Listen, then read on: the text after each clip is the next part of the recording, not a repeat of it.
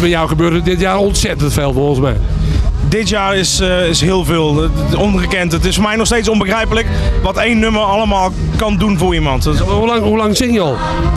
We zingen nu een jaartje 6, 7, al met al. En dit nummer, jij denkt maar, die is uitgekomen in zeg maar, januari 2006, december 2005 is het op de band gegaan. En in januari 2006 is hij eigenlijk gelanceerd.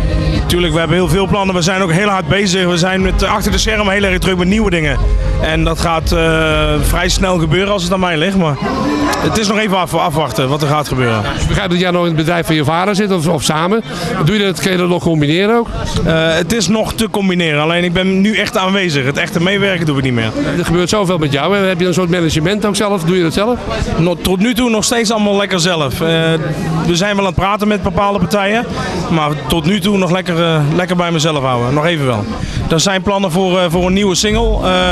En we zijn ook druk bezig met een nieuw album. Dus zo snel mogelijk. Ja. Dus, en optreden gewoon, hè?